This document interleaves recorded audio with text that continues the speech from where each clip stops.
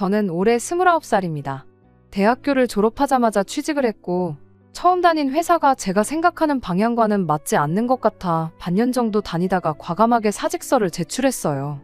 그리고 남은 반년을 다시 열심히 준비해서 지금 다니는 회사에 들어오게 되었지요. 월급이라고 6개월 받았던 것도 새로 취직 준비를 하면서 홀랑 까먹었지만 그렇게 1년 보낸 시간을 날렸다는 생각이 들지 않게 새로운 회사에 들어가면서부터는 좀 더 열심히 저축을 했습니다. 제가 본격적으로 저축을 시작하면서 부모님 덕을 좀 많이 봤어요. 원래는 혼자 자취를 했는데 새 회사 들어가면서 교통이 부모님 집에서 출퇴근하는 게 더 가까워서 방을 빼고 집으로 다시 들어갔거든요. 덕분에 나가던 월세만큼 더 돈을 아낄 수 있었고 필요한 지출이 생기면 부모님 찬스를 쓸 때도 있었어요. 새 회사에 어느 정도 익숙해지고 자리가 잡히면서 지금의 남자친구를 만나게 되었습니다. 인연을 만나다가 자연스럽게 결혼 이야기가 나온 케이스예요. 남자친구는 저보다 4살 위였고 회사 이름이나 벌이나 서로 비슷했어서 그런가 결혼 이야기가 처음 나왔을 때 조건 같은 부분에서 네가 잘났네, 내가 잘났네 따질 만한 건 없었습니다. 벌이 부분에서 사실 차이가 있긴 했었죠. 하지만 나이 차이도 있고 제가 1년을 쉬었던 일도 있다 보니 남자친구가 경력이 저보다 몇 년 더 앞서 있었기 때문에 나는 차이이지 직급이나 호봉을 똑같이 두고 본다면 별 차이 없이 비슷비슷한 정도라서 비슷한 벌이라고 한 겁니다. 당장만 두고 보면 남자친구가 저보다 달에 30만 원 정도 더 벌긴 했어요. 아무튼 결혼 이야기가 나오면서 나눈 이야기 중에 가장 먼저 나온 건 반반 결혼에 대한 이야기였습니다. 남자친구가 저에게 먼저 말을 했고 딱 더도 말고 덜도 말고 자기가 모아놓은 만큼만 가져와서 반반 결혼을 하자고 했어요. 자기가 20대에 결혼했으면 부모님한테 어느 정도 지원을 기대했겠지만 이제 나이도 나이인데 부모님 손 벌릴 때는 지난 것 같다고 하더군요. 뭐 공증을 받아놓고 그런 건 아니었지만 사실 저는 훗날 제가 결혼할 때가 오면 부모님께서 지원을 해주겠노라고 이미 꽤 오래전부터 이야기를 해주셨었어요. 그것도 꽤나 큰 금액으로 말이죠. 제가 외동딸이라 그런 것도 있지만 부모님께서 매번 제 결혼에 대해 하시던 말씀 중 하나가 너 시집가면 해달라는 거 다 해줄 수 있다. 대신 너무 현재의 모습만 보고 결혼 상대를 정하지 말고 그 사람의 장래성까지 다 따져보고 선택하라는 말이었어요. 당장 제 결혼 상대가 보잘것없을지라도 앞으로의 가능성 같은 것도 관찰해보란 소리셨죠. 경제적인 부분은 당신들이 지원해줄 수 있으니 저랑 앞으로 더 좋은 미래를 꾸려나갈 수 있는 그런 사람을 만나라는 말이었습니다. 저희 부모님이 뭐 억만장자 같은 부자는 아니지만 경제적으로 부족하신 건 없어요. 저희 부모님은 정육점을 하시는데 주변에 도보로 아파트 단지가 밀집해 있기도 하고 주변의 마트가 애매한 위치에 있는 자리에서 하고 있다 보니 장사가 엄청 잘 됩니다. 한자리에서 오래 하셨기 때문에 경쟁업체가 생겨도 큰 타격이 없었고 정직하게 장사하셨다 보니 단골도 엄청 많으시고요. 그 덕에 저희 삼촌들까지 해가지고 가게를 2개를 더 냈어요. 그 가게들도 저희 부모님이 차려준 거라 삼촌들이 따로 저희 부모님께 매출의 일부를 주고 있기도 하고요. 당장 부모님이 가게를 팔아버려도 2분 노후까지 먹고 사는데 지장이 없을 정도로 경제적인 부분에선 아쉬울 게 없는 상황이셨거든요. 여유가 있으시니 할 수 있는 말이겠지만 아무튼 저한테 늘상 강조하셨던 게 장래성 있고 오래 행복할 수 있는 사람과 결혼하란 이야기를 자주 하셨습니다. 이야기가 잠깐 새긴 했는데 아무튼 남자친구가 부모님 도움을 받지 않겠다고 하는 말이 터무니없는 소리처럼 들리지는 않았습니다. 저도 이직 후에 1년 낭비한 거 메꾸겠다고 열심히 돈을 모으고 하다 보니 나름 돈 모으는 방법도 터득하고 거기서 돈 모으는 재미가 뭔지도 알게 되었거든요. 게다가 저나 남자친구가 월급이 적은 편도 아니고 하나하나 작은 목표부터 이루어 나가는 것이 처음부터 모든 걸 다 갖추고 시작하는 결혼보다 훨씬 의미 있고 값진 경험이 될 수도 있겠다고 생각했어요. 그 값진 경험이 저희 부모님이 늘상 강조하셨던 좋은 미래를 꾸려나갈 수 있는 밑거름이 될 수 있겠다는 생각이었죠. 그래서 남자친구한테 반반 결혼 나도 좋다고 했어요. 원래 부모님 지원을 받을 계획이 있긴 했지만 오빠 말대로 우리 힘으로 우리 앞길 잘 꾸려나가보자 말했죠. 대출이 조금 생기긴 하겠지만 회사에서 직원들 대상으로 좋은 금리로 대출해주는 복지제도가 저희 회사나 남자친구 회사나 둘 다 가지고 있던 상황이기도 했고 그렇게 양쪽 회사에서 대출받고 모은 돈 합치고 하면 자동차나 리모델링은 조금 무리겠다 싶기도 하지만 2사람 시작할 작은 신혼집의 결혼식 비용 정도는 모두 충당하겠다 싶었거든요. 대출이야 요즘 대한민국에 대출 없이 사는 사람이 어디 있겠으며 그거 갚아나가는 것 또한 좋은 기회가 될 거라고 생각했기에 이자 정도는 무리도 아니겠다는 생각이기도 했었어요. 그런데 남자친구가 제 대답을 듣더니 자기는 그렇다 쳐도 저는 부모님 지원을 받아야 하는 거 아니냐고 묻더라고요. 양가 지원 없이 우리 힘으로 시작하자는 소리 아니었냐. 그런데 갑자기 무슨 지원 타령이냐 제가 물어봤어요. 그랬더니 남자친구가 자기가 얼마나 모아놓았을 줄 알고 아무 도움 없이 반반 결혼을 할 수 있다고 생각한 거냐고 대답을 하더라고요. 그때는 아차 싶었어요. 생각해보니 남자친구가 저보다 나이도 많지. 회사 생활도 오래 했지. 거기에 월급도 더 많은데. 남자친구가 지원을 받지 않겠다고 한 건 자기가 안 받겠다는 말이었고 반반 결혼하자는 건 자기가 모아놓은 만큼 저도 가져오라는 소리였는데 저 혼자 그걸 오해했구나 싶어서 얼굴이 다 화끈거렸네요. 아무튼 그래서 그때 처음으로 서로의 경제 상황에 대해서 오픈을 했어요. 연봉이랑 이런 사소한 것들이야 연애 시작하고 얼마 지나지 않아서 서로가 공유를 했지만 그동안 얼마나 모아놓았는지에 대해서는 사실 한 번도 이야기했던 적이 없거든요. 그런데 남자친구가 자기가 모아놓은 돈은 6천만 원이다 라고 이야기했을 때 대체 이 사람은 무슨 자신감으로 나보고 부모님 지원을 당연하게 받아야 그 돈을 맞출 수 있다고 생각한 거지 싶었습니다. 그렇게 자신있게 말한 사람치고는 조금 애매한 액수잖아요. 물론 6천만 원이 적은 돈은 아니지만 그래도 그렇게 자신있게 말할 정도였으면 아무리 못해도 저는 1억은 충분히 모아놓았을 거라 그렇게 생각했었죠. 어쨌든 저도 경력이 꽉 채운 4년밖에 안 돼서 제가 모을 수 있는 돈의 상한은 정해져 있었지요. 부모님 덕을 많이 보기는 했지만 그렇다고 해서 제가 지출을 하나도 안 하고 월급 전부를 저금했던 건 아니었으니까요.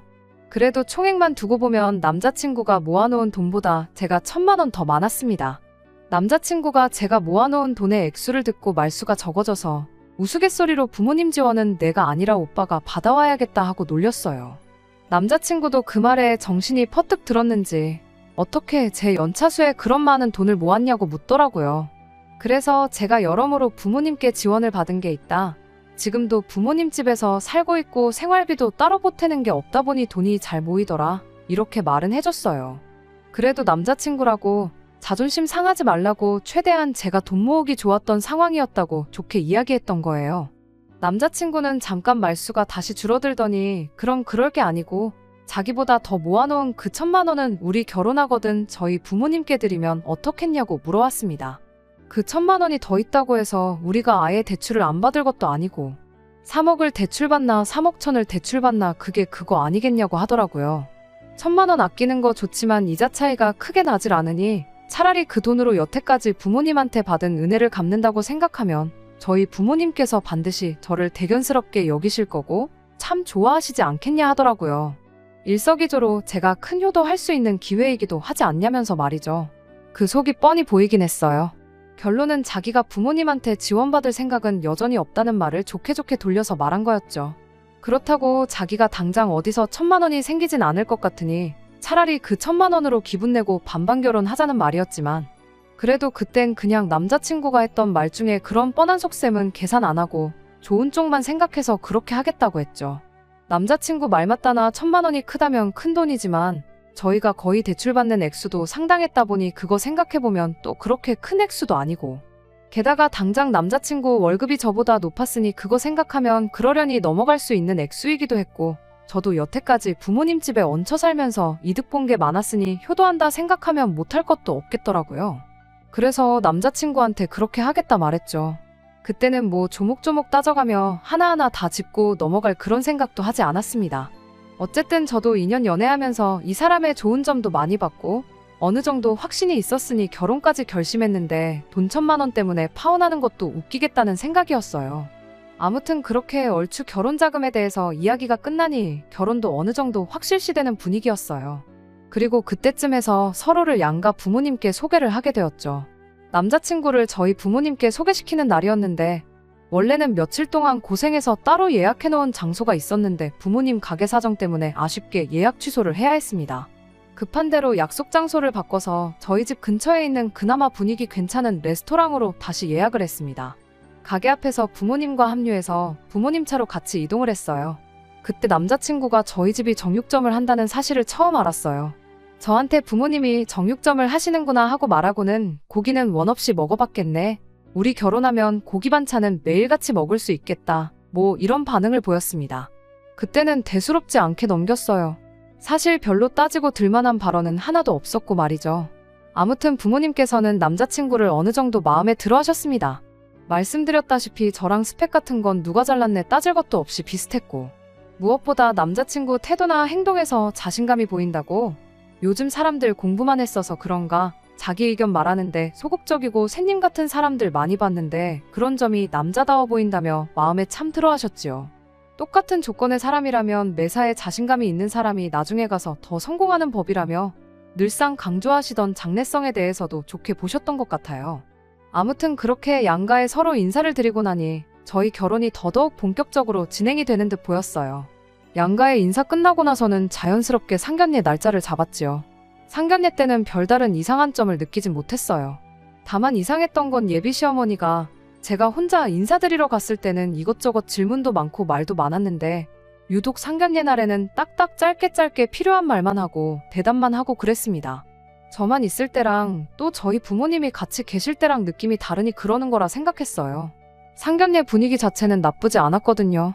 결혼 준비에 대해서는 저랑 남자친구 두 사람에게 전적으로 맡기는 걸로 하고, 예단이니 예물이니 이런 건 나중에 기회가 생기면 한 번 더 자리를 만들어 이야기를 나누자고 했고, 상견례는 그렇게 문제없이 끝이 났지요.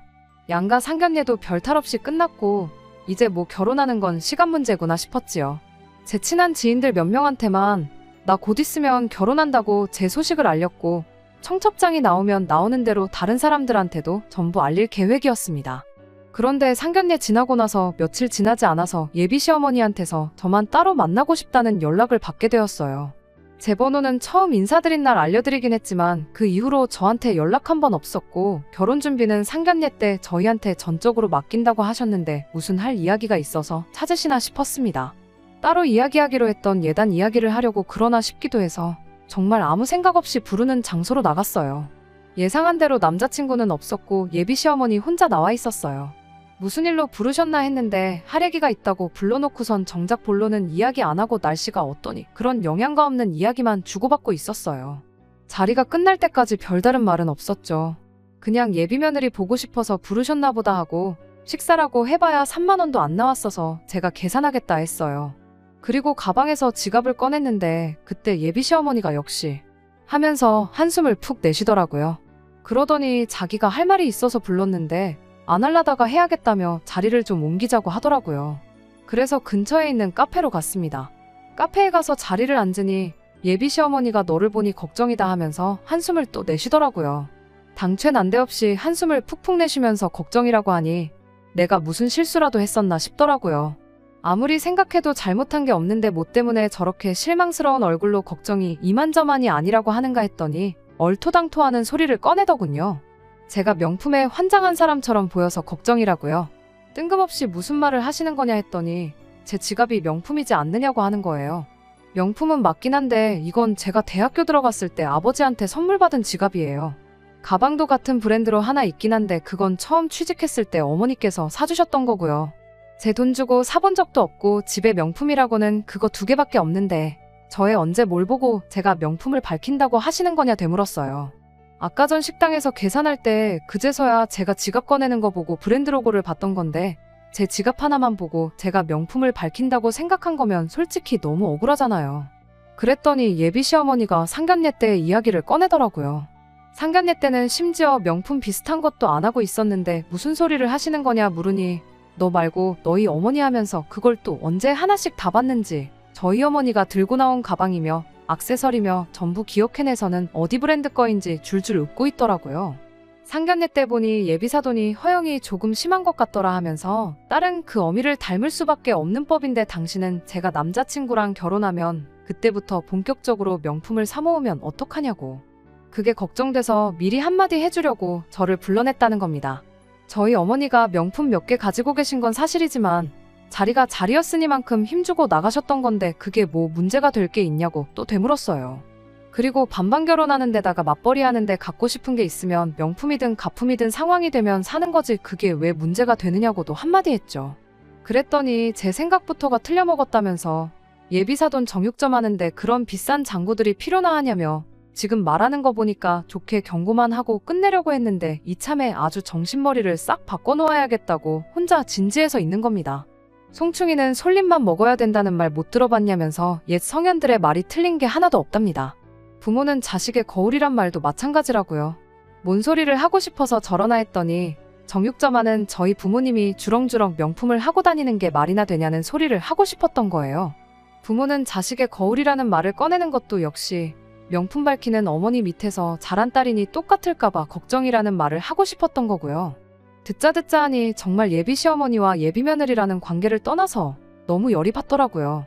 종알종알 떠드는 거 좋아하시는 분이 상견례 날에 왜 말이 없나 했더니 저희 어머니가 어디 백 들고 어디 팔찌를 하고 무슨 귀걸이를 하고 나왔는지 옷은 어디 브랜드인지 전부 관찰하고 있어서 말이 없었던 거였죠.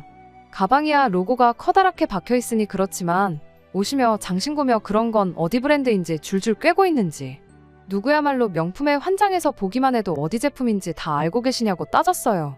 그리고 정육점 하시면 뭐 명품백 들면 안 되는 법이라도 있냐고 손님들 고기 담아주는 검정 비닐봉투라도 들고 다녀야 하는 거냐고 한마디 했습니다. 오히려 사람을 그 직업으로 평가하는 아줌마 때문에 아줌마 아들도 다시 보인다고 했어요. 제가 보통 저희 부모님 버리가지고 자랑은 하지 않지만 그날은 안 할 수가 없었네요. 저희 부모님이 한 달에 얼마를 버시는지나 알고 그러시냐. 저희 어머니가 피땀 흘려 번 돈 알아서 쓰신다는데 남이 사 관심 끄고 부러우면 아줌마도 하나 사서 들고 다니라 했죠. 명품 때문에 거덜날 우리 집 주머니 사정 걱정할 시간에 아줌마 아들 월급 관리부터 똑바로 시키라고요. 제가 말은 따로 안 했지만 당장 반반 결혼은 하고 싶은데 부모님한테 돈 한 푼 못 받아올 것 같다고 제가 모은 돈 엄마한테 주라던 사람이 아줌마 아들이라고요. 나보다 일을 해도 몇 년을 더 했고 월급을 더 받았어도 몇 번을 더 받았는데 어떻게 나보다 모아놓은 돈이 더 적을 수가 있냐고. 사람이 명품 몇 개 들고 다닌다고 해서 과소비한다고 말하기 전에 아줌마 아들 소비 습관부터 고쳐놓고 이야기하라 했습니다. 부모는 자식의 거울이라고 하지 않았냐고. 하나를 보면 열을 아는 법인데 남자친구도 어떤 사람인지 수준이 딱 보인다고 했어요. 그런 사람하고 결혼하기에는 내가 너무 아까운 것 같다고 결혼은 오늘일 때문에 없던 걸로 하는 게 맞는 것 같다고 말하고 자리에서 일어났습니다. 남자친구한테 파혼 통보는 제가 직접 할 테니 걱정 마시라고 말하고 돌아왔어요. 제가 보통은 어른한테 이렇게 따따따 쏘아붙이질 못하는데 저희 부모님 욕을 먼저 해주시니 입에 따발총을 물었던 것처럼 이 말 저 말 다 나오더라고요. 집에 돌아와서 연락하는 시간도 아까워서 돌아가는 길에 문자로 남자친구한테 오늘부로 파혼이라고 연락했어요. 갑자기 왜 그러냐고 묻길래 예비 시어머니한테 했던 말 그대로 내가 너한테 너무 아깝고 우리 집이 너네 집하고 사돈 맺기엔 너무 과분하다고 한마디 해줬네요. 그날 저녁에 집에서 뭐 자초지종을 듣기라도 했는지 남자친구가 저희 부모님 가게까지 찾아와서 저랑 이야기 좀 하고 싶다고 빌고 있었어요. 저희 집이 어딘지 모르니 한번 와봤던 부모님 가게까지 찾아온 거예요. 부모님 가게까지 한달음에 달려가서 남자친구한테는 내 마음 바뀔 일 없으니까 설득할 생각은 하지 말라고 했어요. 한 번만 더 가게로 찾아오면 영업방해로 신고하겠다 엄포도 놓았고요. 파혼하기로 한 경위에 대해서는 부모님 모르게 하고 싶었는데 결국 부모님한테도 다 이야기할 수밖에 없었네요. 부모님은 당신들 직업 때문에 제가 파혼하게 될 줄 몰랐다고 하면서 자책을 하셨는데 그렇지 않다고 파혼하게 된 건 남자친구 어머니 때문이지 부모님 직업 때문이 아니니 그렇게 생각하지 마시라 했습니다. 그리고 오히려 이렇게 일찍 예비시 가족들의 쓰레기 같은 본성을 알게 된 게 천만 다행 아니겠냐고 했어요. 모르고 결혼했었으면 평생 이혼했다는 꼬리표 달고 살 뻔했는데 파혼으로 끝났지 않냐고요. 청첩장도 안 나왔고 제 지인 몇 명만 알고 있던 사실인데 이쪽이 100배 1000배 낫잖아요. 다 끝난 마당에 악담까지 하긴 싫지만 행복을 빌어주고 싶지는 않네요. 계속 그렇게 열등감 속에 살면서 아들 창창한 앞길 망쳐놓은 후회 속에 살았으면 좋겠네요. 끝까지 들어주셔서 감사합니다. 오늘의 사연은 여기까지입니다. 구독과 좋아요, 알람 설정 부탁드리고 더 좋은 사연으로 다시 찾아뵙겠습니다. 감사합니다.